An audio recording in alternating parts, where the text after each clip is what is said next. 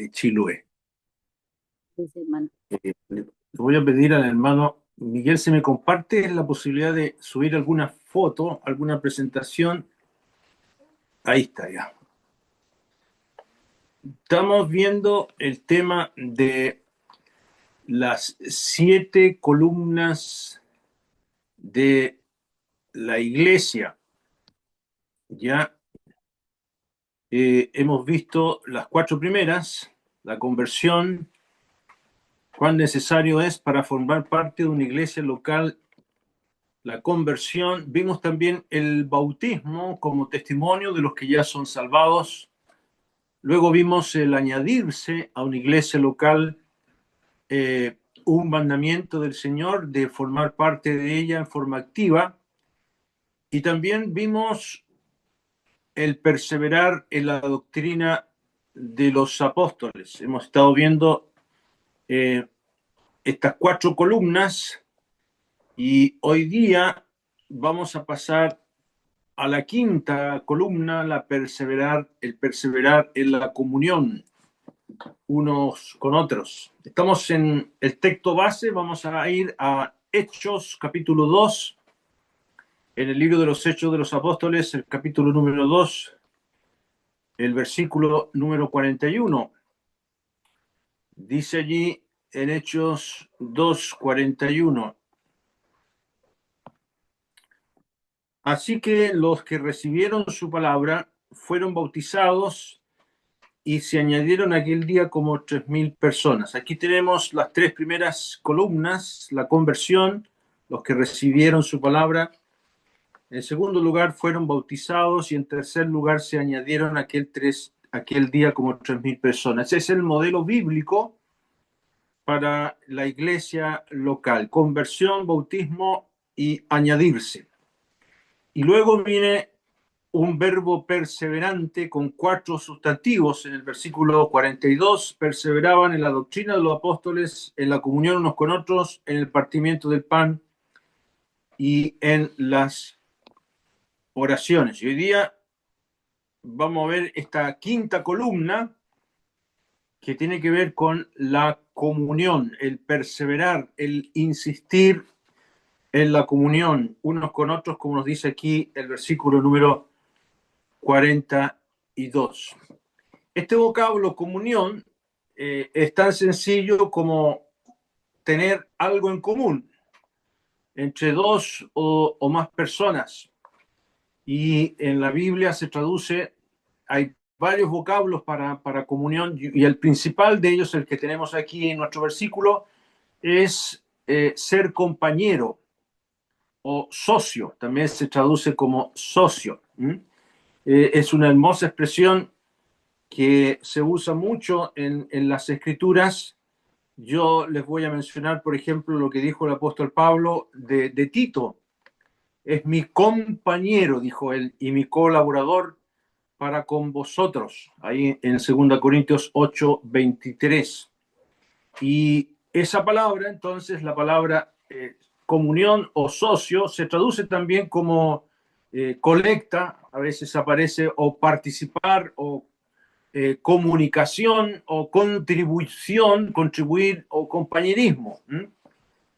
Veamos, por ejemplo, en Filipenses, cuando Pablo recibe de la iglesia de Filipenses la ayuda para su sostén, dice él en Filipenses 1:5, en el verso número 5 dice, por vuestra comunión en el Evangelio desde el primer día hasta ahora. Estos creyentes de Filipos es una de las pocas iglesias, si no la única, que mantuvo comunión con el apóstol Pablo. Eran socios en este sentido.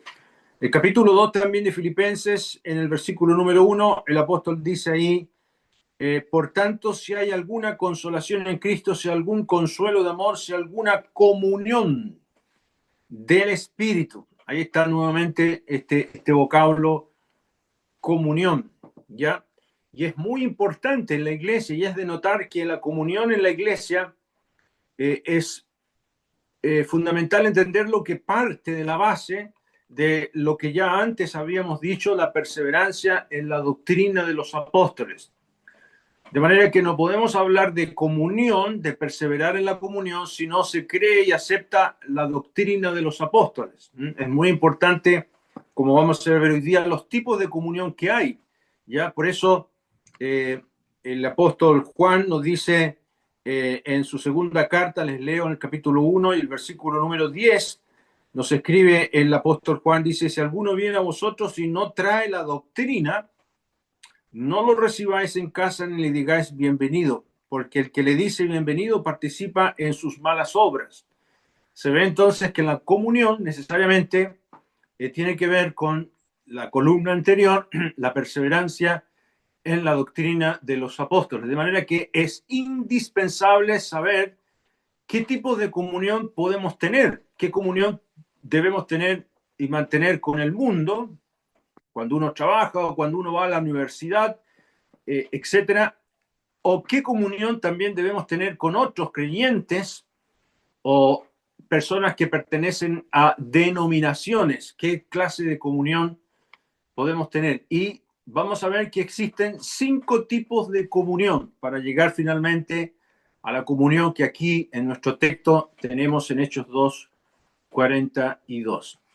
El primer tipo de comunión que encontramos en la Biblia es la comunión personal que uno tiene con Dios. Y Dios nos llama a esa comunión. Dios quiere tener comunión con nosotros. Pablo dice ahí en Primera de Corintios, capítulo número 1, el versículo número 9, dice, fiel es Dios, por el cual fuisteis llamados a la comunión con su Hijo Jesucristo, nuestro Señor. Fíjese que es Dios quien toma esta iniciativa de que tengamos comunión con Él mediante su Hijo. Esto, el hombre natural,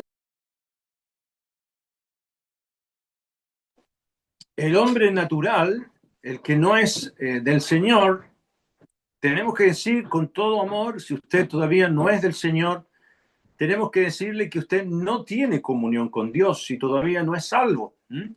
Esta comunión somos llamados a tenerla mediante la fe en el Señor Jesucristo. Y esto es porque naturalmente somos enemigos de Dios y tarde y mal nos acordamos de Dios. Yo no sé si usted hoy día le agradeció a Dios de que no se le cayera un cerro encima, como le pasó a los 6 mineros que murieron en Rancagua. La gente muere sin tener comunión con Dios. ¿Y qué le pasa a aquellos que mueren sin tener comunión con Dios? Se perderán eternamente.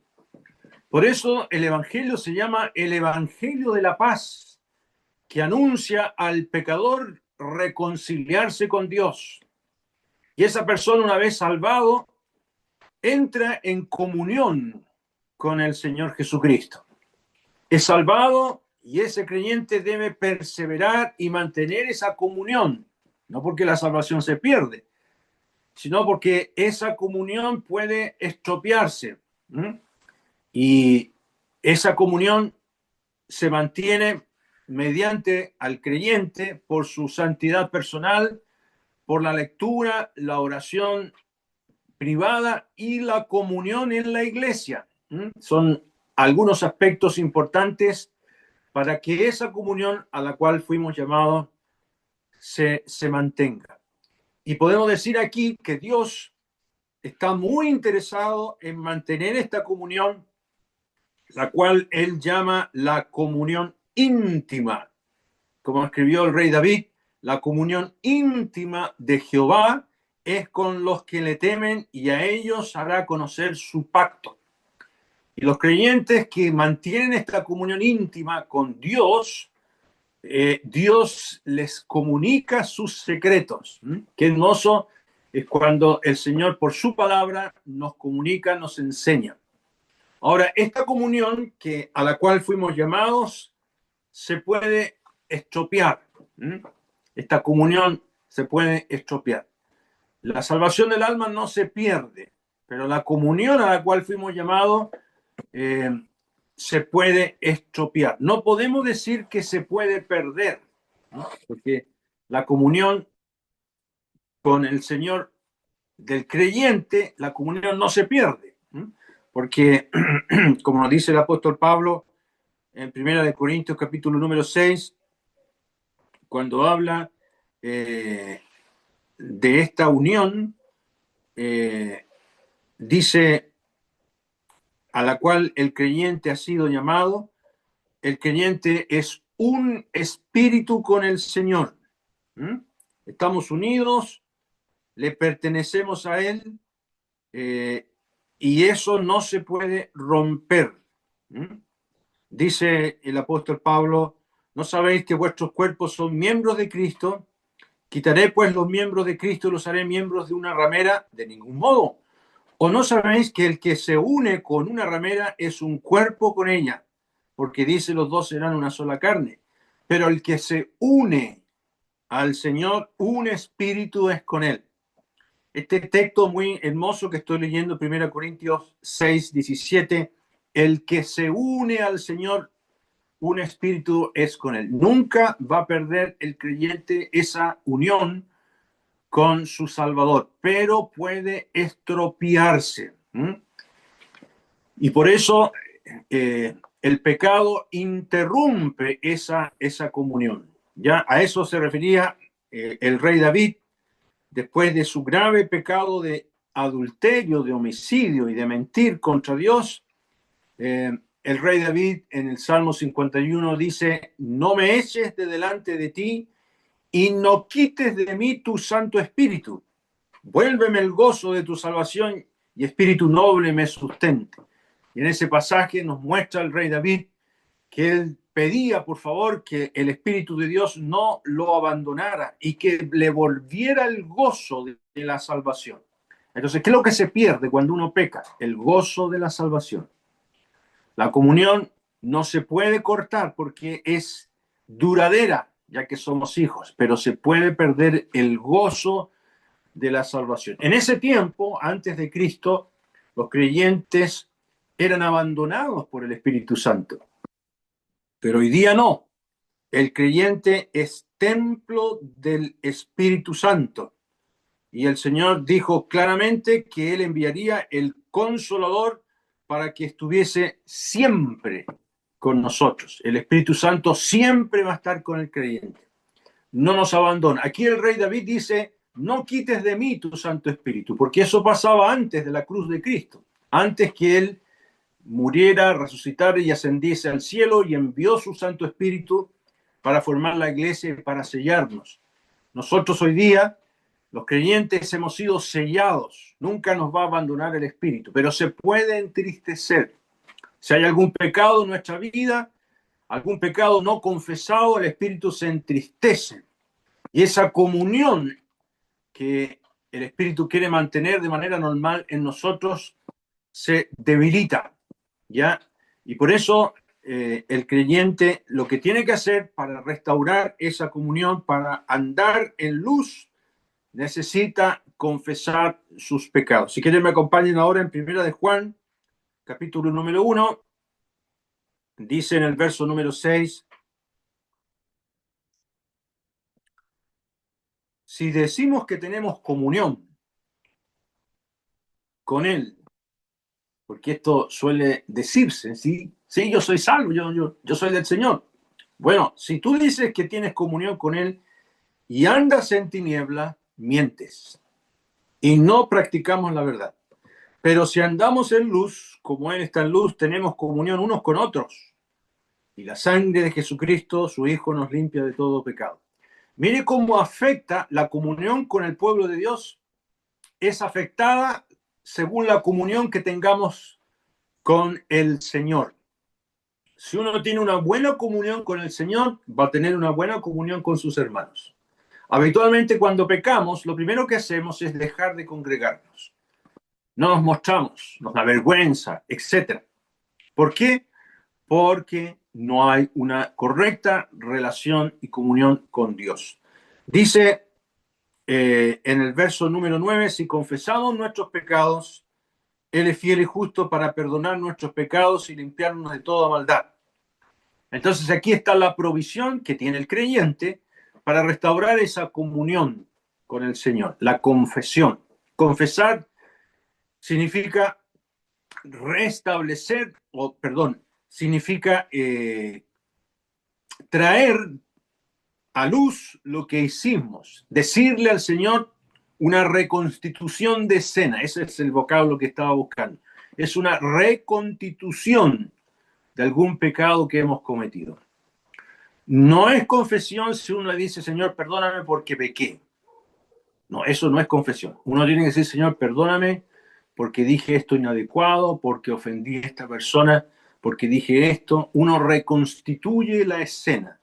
Y en ese momento que uno está reconstituyendo la escena, dice aquí, Él es fiel y justo para perdonar nuestros pecados y limpiarnos de toda maldad. Eso incluye la disciplina, porque cuando dice aquí fiel y justo, significa que Él aplicará la disciplina correspondiente al pecado que hemos cometido. ¿Mm? Porque Dios no va a hacer la vista gorda con algún pecado que hayamos cometido. Entonces, aquí tenemos el primer punto, la comunión normal que todo ser humano tiene con Dios. Esa es la primera, el primer uso de la palabra comunión. En segundo lugar, el segundo tipo de comunión que aparece en la Biblia es la comunión social, la que tenemos que tener con el mundo y con toda persona. ¿Mm? Esta comunión social es la que usted tiene cuando va a trabajar, cuando va en la micro, cuando va en el colectivo, cuando usted está en la universidad, en el colegio. No es una comunión moral ni doctrinal, es una comunión por vivir en este mundo. ¿Mm? Y a esto dice el apóstol en Filipenses, el capítulo número 4, el versículo número 5, dice, vuestra gentileza sea conocido de todos los hombres, el Señor está cerca. Esa expresión, vuestra gentileza, es vuestra mesura, vuestra bondad, traduce algunas versiones. Otra traducción dice que todo el mundo vea que son considerados en todo lo que hacen. Nunca pasar a llevar a alguien, nunca faltarle respeto a alguien. Alguien tradujo esto, vuestra dulce razonabilidad para tratar a alguien, aun cuando te hayan ofendido. De manera que no podemos vivir como ermitaños, ni menos como opositores al buen vivir. Nosotros los creyentes debemos caracterizarnos por el buen vivir. Aquí en la villa nosotros vivimos, aquí en Castro, nos llamó por teléfono la secretaria de la Junta de Vecinos que si queríamos ir a firmar para oponernos a la instalación de una botillería aquí en la villa. Y nosotros dijimos inmediatamente, por supuesto que sí, nosotros vamos a cooperar con eso. Todo lo que tenga que ver con el buen vivir, el creyente tiene que mostrarse dulce y razonable. Debemos trabajar, debemos estudiar para estar en este mundo y debemos ser colaborativos con aquello. El Señor oró en su última oración no para que seamos quitados del mundo, por eso no vivimos en monasterios. Y cuando Él hizo esa oración final, Él dijo algo muy interesante. Dijo el Señor, no ruego que los quites del mundo, sino que los guardes del mal. El Señor no nos sacó del mundo, nos dejó acá y Él pidió que seamos guardados del mal, que seamos protegidos del mal. Ahora, diferente es tener amistad con el mundo. Eso es una cosa totalmente distinta. Como dice el libro de Santiago, nos dice en el capítulo 4, versículo 4, dice, oh almas adúlteras, ¿no sabéis que la amistad del mundo es enemistad contra Dios? Es algo muy distinto el tener amigos en el mundo, asociarse con ellos, eso es enemistad. Porque la amistad con el mundo va en contra del Señor. Vuelvo a repetir, usted tiene que trabajar, sus hijos también necesitan conocer a los niños de su colegio, celebran el cumpleaños y los niños vienen a pedir permiso. ¿Puedo ir al cumpleaños? No le diga que no, tienen que tener esa comunión social. Diferente es a seguir sus pasos y mantener una amistad que le comprometa en sus convicciones. Dice también el apóstol Juan, no améis al mundo. Las cosas que están en el mundo, si alguno ama al mundo, el amor del Padre no está en él. Porque todo lo que hay en el mundo, los deseos de la carne, los deseos de los ojos y la vanagloria de la vida, no provienen del Padre, sino del mundo.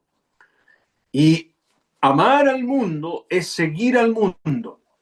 Ahora, hay muchas cosas en el mundo las cuales son dignas, son honorables, como dice el apóstol Pablo, de buen nombre.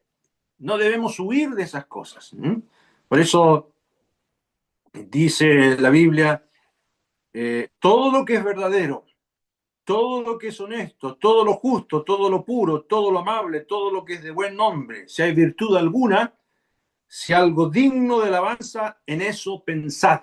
De manera que la vida cristiana no es una vida prohibitiva, que estamos en un monasterio, no podemos salir para ninguna parte, que no podemos ver una película, que no podemos ver un partido de fútbol. No, no tiene nada que ver con eso. Esas cosas no tienen que ser el centro de nuestra vida. Esa es la idea.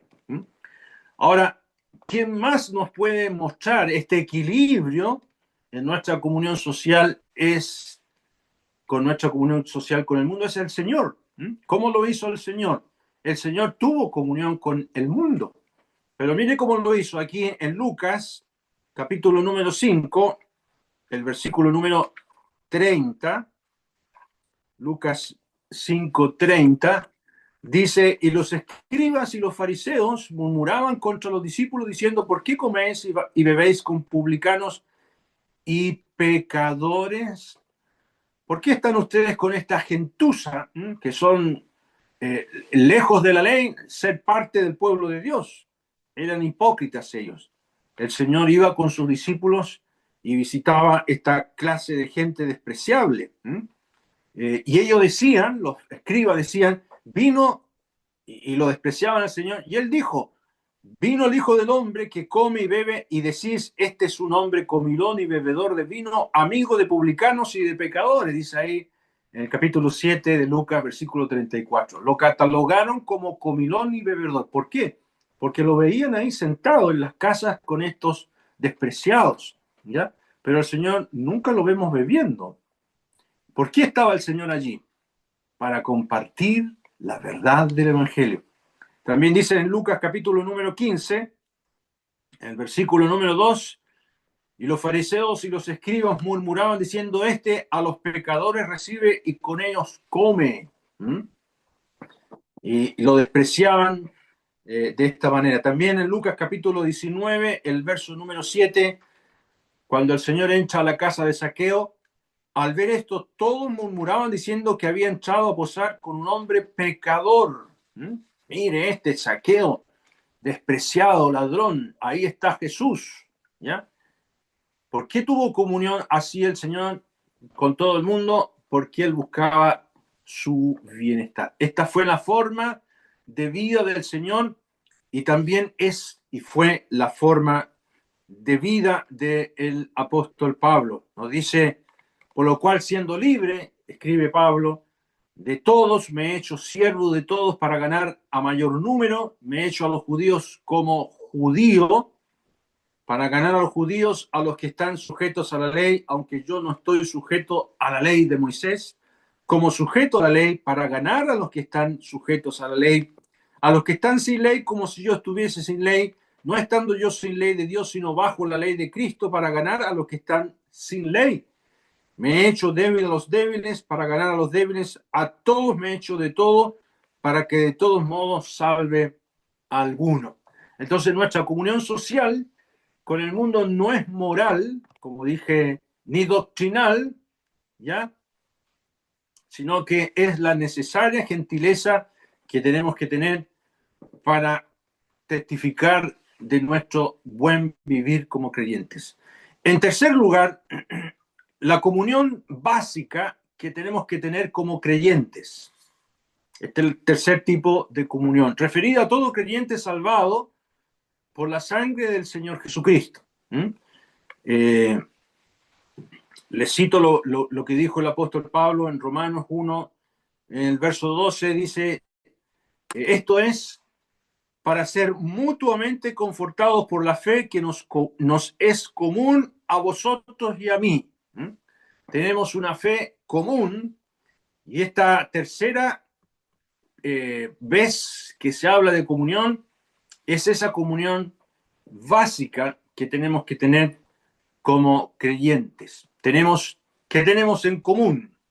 Tenemos en común a nuestro Salvador. Tenemos en común al Espíritu Santo.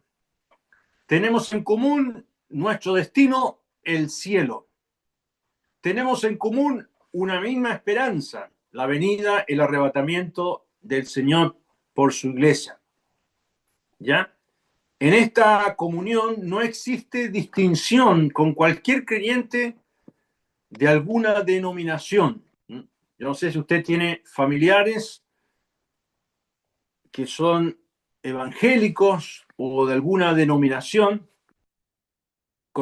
Hay un hermano aquí en Puerto Montt que tiene una familia muy grande y dispersa en distintas religiones que hay hoy día, entre ellos adventistas, evangélicos, etcétera. ¿Qué clase de comunión él puede tener con toda esa variedad de religiones? Bueno, aquí debemos sentar esta base. Tenemos en común al Señor Jesucristo. Si son verdaderos creyentes, al Espíritu que les selló. Si creen en la verdad del Evangelio, tenemos en común el cielo, allá vamos, y la esperanza del regreso del Señor, ¿ya? Pero no debemos seguirlos en sus prácticas, ni tampoco debemos obligarlos a que nos sigan a nosotros. No hay nada más torpe que enojarse con algún familiar que sea de otra denominación o de alguna denominación. Nosotros no somos una denominación, o que sea de alguna denominación, y marginarlos, romper comunión con ellos. No vemos eso en la Escritura. El Señor, ¿qué dijo de estos casos? Vamos a Marcos capítulo 9, el versículo número 38. Viene Juan, que Juan era el que quería hacer descender fuego del cielo para matar a unos samaritanos que no quisieron recibir al Señor, junto con Jacob. Y aquí dice en Marcos 9:38, Juan le respondió diciendo, Maestro, hemos visto a uno que en tu nombre echa fuera demonios, pero él no nos sigue y se lo prohibimos porque no nos seguía. Pero Jesús dijo, no se lo prohibáis, porque ninguno hay que haga milagros en mi nombre que luego pueda decir mal de mí. Porque el que no es contra nosotros, por nosotros es, aunque sea de otra fe, ¿ya?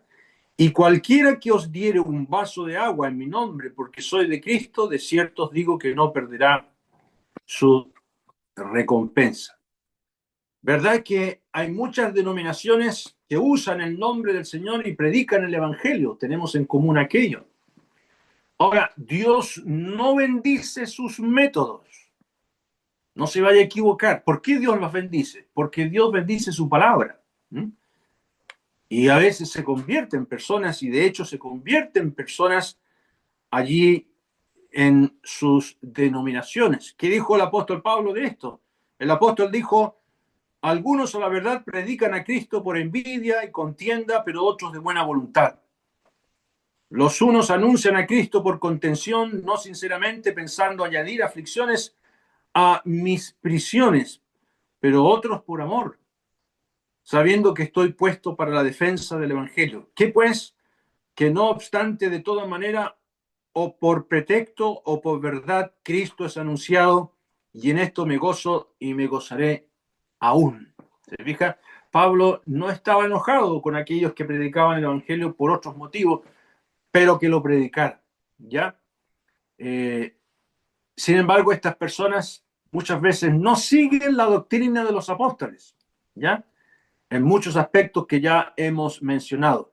De manera que nosotros no somos invitados a tener comunión doctrinal con ellos, ni a oponernos a sus prácticas, menos a imitar sus prácticas. ¿Se fijan? Aquí tenemos entonces este tercer punto de comunión básica entre creyentes y vamos a ver ahora por conclusión de lo que acabo de decir, la cuarta comunión, la comunión doctrinal, que solo puede existir cuando la doctrina es la correspondiente.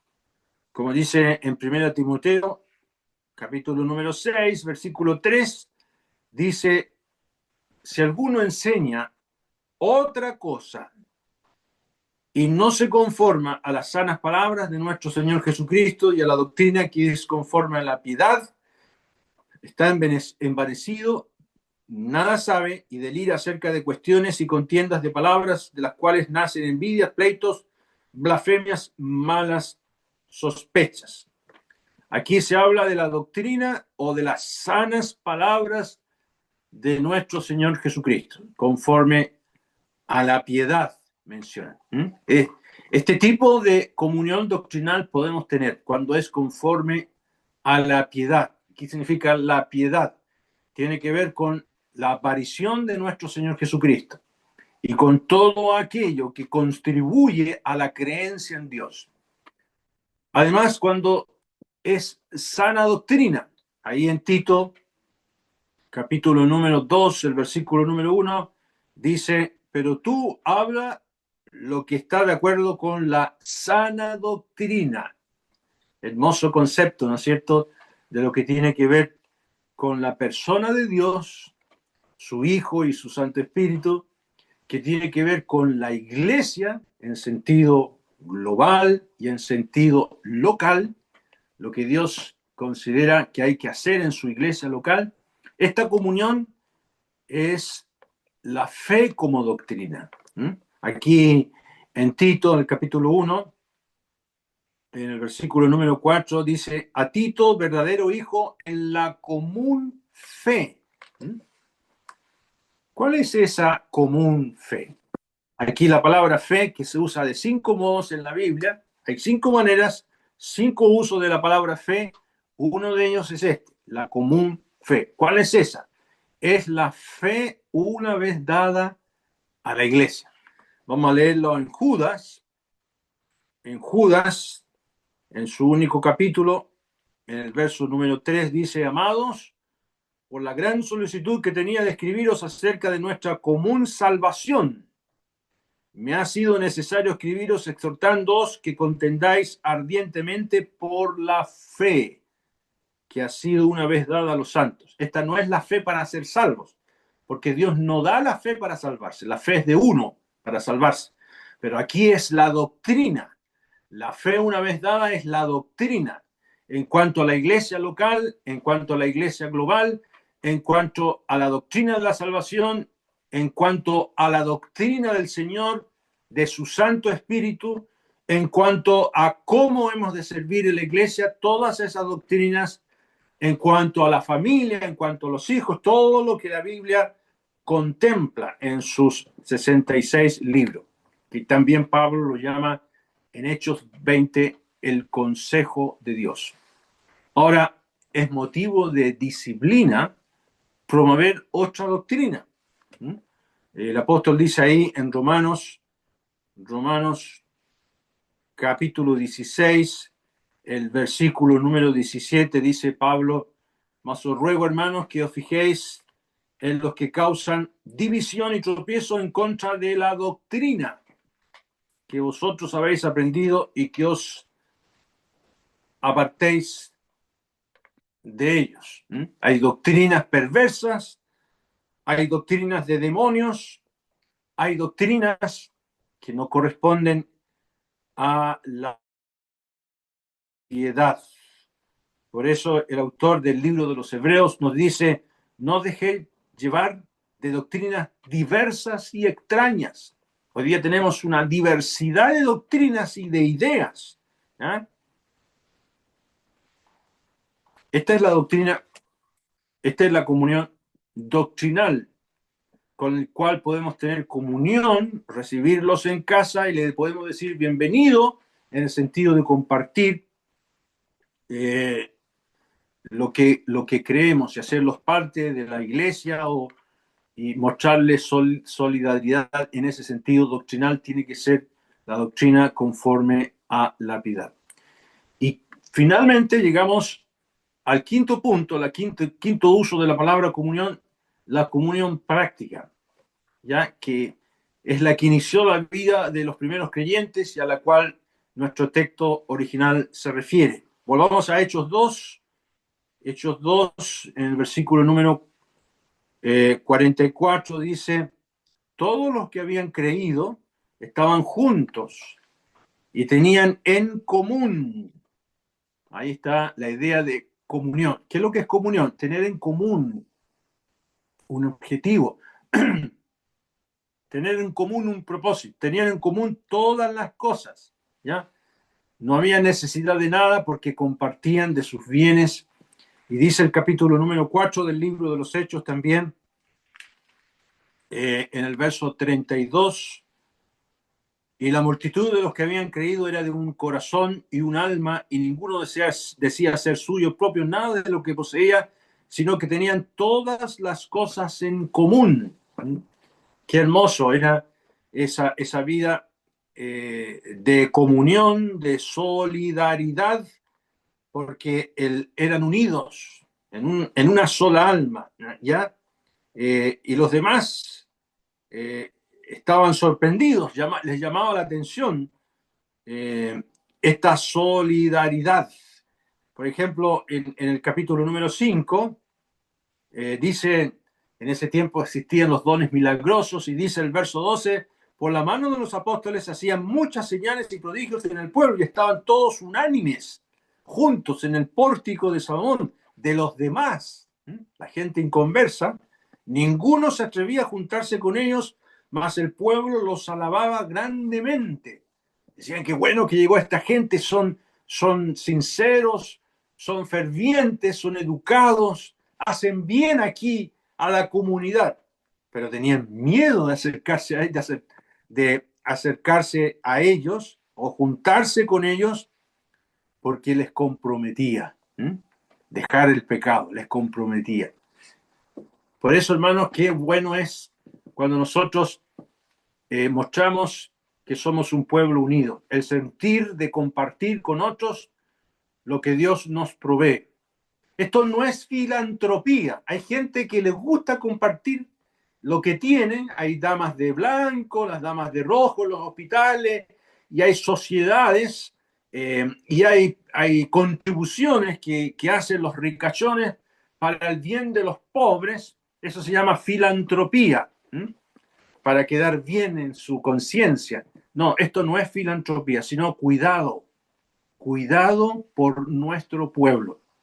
Y este cuidado procede de la palabra de Dios como un mandamiento, desde el Antiguo Testamento al Nuevo Testamento. En el Antiguo Testamento Dios nos dice, porque no faltarán menesterosos en medio de la tierra. Por eso yo te mando diciendo, abrirás tu mano a tu hermano, al pobre y al menesteroso en tu tierra. Y la ley de Moisés se cuida mucho de las viudas, de los huérfanos, de los extranjeros, de los menesterosos. Estoy leyendo aquí en Deuteronomio 15:11. Y aquí en Romanos, en el Nuevo Testamento, la carta a los Romanos, capítulo 12, en el versículo número 13, nos dice, compartiendo para las necesidades de los santos, practicando la hospitalidad. ¿Ah? Qué hermoso es esto, queridos hermanos, ¿ya? Entonces, ¿qué propósito tiene la comunión? Esta comunión entre nosotros que estamos viendo ahora. Segunda de Corintios 8:14 dice, Segunda Corintios 8:14, sino para que en este tiempo con igualdad la abundancia vuestra supla la escasez de ellos, para que también la abundancia de ellos supla la necesidad vuestra, para que no, para que haya igualdad, ¿ya? Nos preocupamos de la necesidad de otro. Yo me acuerdo cuando estábamos en Punta Arenas, los hermanos tenían una cajita, decía la cajita de mercadería.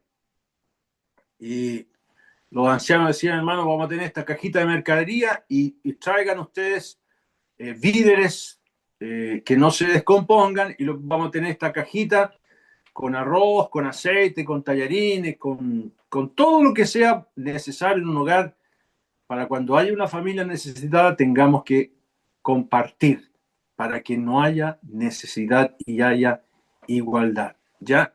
Esto es lo que el apóstol agradeció a los filipenses, cómo ellos constantemente ofrendaron al apóstol Pablo y se preocupaban de su bienestar. ¿Ya? Sin embargo, lo hiciste, bien hiciste, dice Pablo Filipenses, en participar conmigo en mi tribulación. Pues a una Tesalónica me enviaste una y otra vez para mis necesidades. Entonces, yo les voy a dar finalmente 7 consejos para mantener esta comunión práctica entre nosotros los creyentes. Número 1, resista la tentación de aislarse y de independizarse. Nunca haga eso, nunca se aísle. Si usted es creyente verdadero y parte de la comunión en su asamblea, nunca se independice y se aísle. Número 2, considere a los demás miembros de su iglesia como la familia de Dios. La Biblia habla en Gálatas 6, la familia de Dios, que debemos preocuparnos de todos, mayormente de la familia de Dios. Número 3, procure conocer a los miembros de su iglesia lo más que pueda. Conózcanlos. No significa que usted va a ser copuchento, no. Conózcanlo, pregunte quiénes son sus hijos para orar por ellos. ¿Cómo está usted? ¿Cómo está su familia? Intente aquello, conocerlo. Y número 4, haga que sea fácil para los demás conocerlo a usted, porque hay hermanos que son herméticos, no les gusta que los conozcan, eso no es bíblico. Hay que procurar que los demás nos conozcan a nosotros. Si le preguntan quién es usted, dónde vive, dónde trabaja, usted tiene que contar aquello para que puedan orar por usted. ¿Ya? 5, sirva junto a sus hermanos, nunca solo. Préstese para colaborar en el servicio que se hace en la iglesia. 6, aproveche sus dones y recursos para la gloria de Dios. Como Pedro dice en Primera de Pedro, capítulo número 4, ministrelo a los otros, los dones que el Señor le ha dado. Y número 7, sea capaz de ser amonestado. Hay creyentes que se enojan cuando a uno lo corrigen y ve a los demás como superiores a usted. Si a usted lo amonesta, le dice, hermano Camilo, mire, usted se equivocó en esto estuvo mal. Hace poquito me llamó un joven hermano de algo que yo había hecho equivocadamente de su persona. Y me di cuenta del error que había cometido, le pedí perdón, y dije, perdóname hermano, un hermano joven. Yo podría orgullosamente haberle dicho, ¿y tú qué tienes que decirme a mí lo que yo tengo que hacer? No, debemos ser humildes y capaces de recibir la amonestación de otro. Todo eso contribuye a esta comunión que se mantiene en la iglesia, ¿ya? Bueno, finalmente volvemos a repetir a nuestros amigos que si aún no son del Señor, su comunión, usted la tiene con el mundo o con el diablo, pero no con el Señor, porque naturalmente uno no tiene comunión con Dios. Hemos sido llamados a la comunión con Dios mediante el Señor Jesucristo, ¿ya? Y esa comunión es importantísimo para poder estar con Dios en el cielo. No hay otra manera. El Evangelio de la paz nos llama a reconciliarnos con Dios para ser justificados por la sangre preciosa del Señor Jesucristo y tener esta comunión con Dios y pasar de enemigos a reconciliados con Dios. y tener el perdón de nuestros pecados. Y eso nos podrá ayudar en nuestra vida. Muy bien, vamos a terminar con una oración.